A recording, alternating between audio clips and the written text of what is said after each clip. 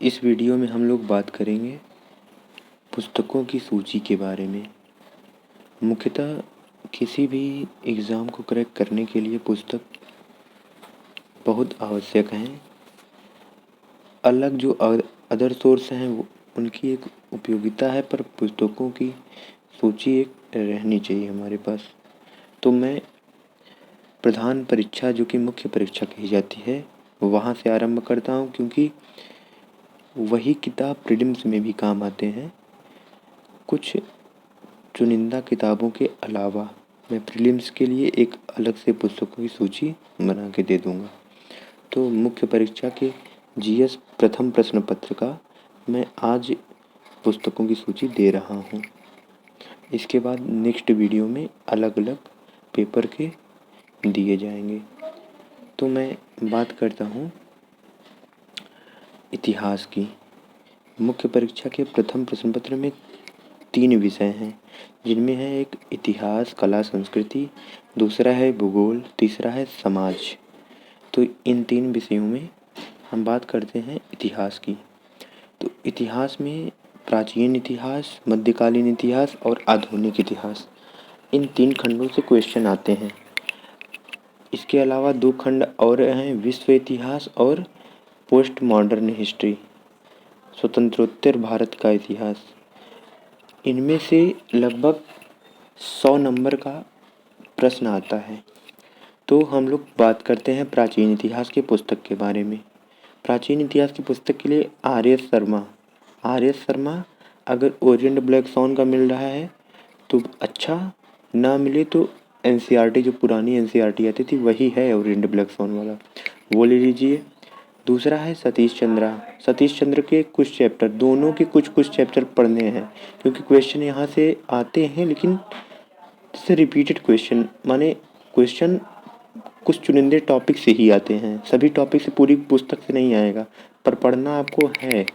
मैं आगे बताऊंगा कौन कौन से टॉपिक पढ़ने हैं अगले वीडियो में, यानी आने वाली किसी वीडियो में बताऊंगा। फिर सतीश चंद्रा के मध्यकालीन इतिहास, राजीव अहीर की स्पेक्ट्रम। देखिए क्या है, स्पेक्ट्रम में जो अंतिम वाले पन्ने में आपको सारांश दिया रहता है। निसंदेह रूप से बिपिन चंद्र की पुस्तक भी उपयोगी है। बिपिन चंद्र की आप लोग ओरिएंट ब्लैक सॉन वाली पढ़ सकते हैं। बिपिन चंद्र की देखिए 3-4 पुस्तकें आते हैं, तो उनमें से जो बिपिन चंद्र बच्चे कहते हैं या टॉपर्स कहते हैं कि बिपिन चंद्र की कौन सी वाली ले, एक आता है बिपिन चंद्र का स्वतंत्रता संघर्ष करके, तो वो वाली कहते हैं, ना कि ट्वेल्थ की एनसीईआरटी वाली।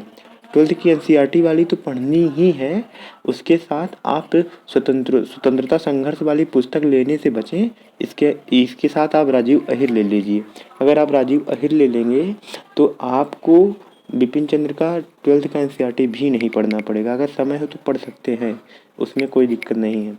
एक आती है एस के पांडे सर की, तो एस के पांडे सर की भी पुस्तक बहुत बेहतरीन है। मैंने थोड़ी बहुत पढ़ा है उसको। पीएससी में उत्तर प्रदेश और बिहार में उपयोगी है, लेकिन 50 ठो पुस्तक लेने से अच्छा राजीव अहीर के ले लीजिए, वो हर जगह काम आ जाएगी आपको। तो मैं इतिहास खंड का समाप्त कर चुका हूँ। अब हम लोग चलते हैं किसी नए, माने कला संस्कृति वाले। कला संस्कृति में जो जानी मानी पुस्तक है, सब जानते हैं, नितिन सिंघानिया सर की। इसमें सभी टॉपिक्स नहीं पढ़ने हैं, फिर बता रहा हूँ, इसमें सभी टॉपिक्स नहीं पढ़ने हैं, नहीं तो आप पढ़ते ही रह जाएंगे, क्वेश्चन आते नहीं हैं वहाँ से। यहाँ पे क्वेश्चन आता है स्ट्रक्चर से, और ये जो पेंटिंग सोंटिंग से वहाँ से क्वेश्चन आते हैं। और या ये ले लीजिए या NIOS का ले लीजिए, तो नितिन सिंघानिया ही ले लीजिए, क्योंकि सभी कहते हैं वो लेने के लिए, वही ले लीजिए। उसके 12-13 चैप्टर केवल पढ़ने हैं नितिन सिंघानिया सर के, तो नितिन सिंघानिया वाली ले लीजिएगा कला संस्कृति के लिए, क्योंकि बार बार लेने से अच्छा एक बार यही वाला ले लीजिए। NIOS का भी निसंदेह रूप से अच्छा है।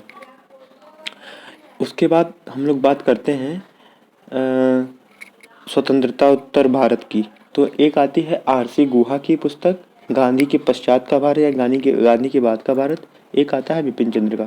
तो देखिए, दोनों पुस्तकें सिविल सर्विसेज के लिए नहीं लिखी गई हैं। पुनः कह रहा हूँ, दोनों पुस्तकें सिविल सर्विसेज के लिए नहीं लिखी गई हैं। ये लिखी गई हैं बस पढ़ने के लिए, माने ये सब इतिहासकारों की पुस्तकें हैं। ये सब सिविल को ध्यान में रख के नहीं लिखी गई हैं। इसके सभी टॉपिक्स पढ़ने जाएंगे तो ज्ञान तो मिलेगा, लेकिन बहुत ज़्यादा लेंदी हो जाता है। तो इससे अच्छा आप लोग जो सिलेबस में लिखा हुआ है जीएस फर्स्ट के सिलेबस में, उसका आप लोग गूगल कर लीजिए। नहीं तो मैं मटेरियल कहेंगे आप लोग तो दे दूँगा, बता दूँगा कैसे करना है। आप लोग गूगल कर लीजिए, वो आपको ज़्यादा बेनिफिशियरी पड़ेगा, प्रोडक्टिव ज़्यादा वो पड़ेगा।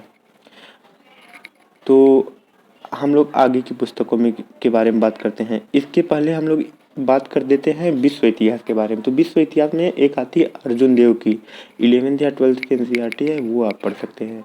क्योंकि विश्व इतिहास के क्वेश्चन निरंतर रूप से नहीं आते, किसी किसी साल तो गैप हो जाता है, अब आता है भी तो एक क्वेश्चन। अब आते हैं हम लोग भूगोल खंड पे। भूगोल खंड पे 11th-12th की एनसीईआरटी 11th-12th की एनसीईआरटी चारों, फिजिकल, इकोनॉमिकल, ह्यूमन, चारों ज्योग्राफी की पुस्तकें जो आती है 11th की दोनों, 12th की दोनों। 11th की मस्ट है, ये दोनों पढ़नी है। एक एटलस ओरिएंट ब्लैक सॉन या किसी भी पब्लिकेशन का ले लीजिए, ये मस्ट है। उसके बाद हम लोग आते हैं पेपर 1 के तृतीय खंड पे, जो है समाज। समाज से आप लोग 11th-12th की एनसीईआरटी ले सकते हैं। तो हम लोग आज जीएस प्रथम प्रश्न पत्र के पुस्तकों की सूची के बारे में बात किए हैं, जो मुख्य परीक्षा के लिए उपयोगी है, साथ साथ प्रीलिम्स के लिए भी।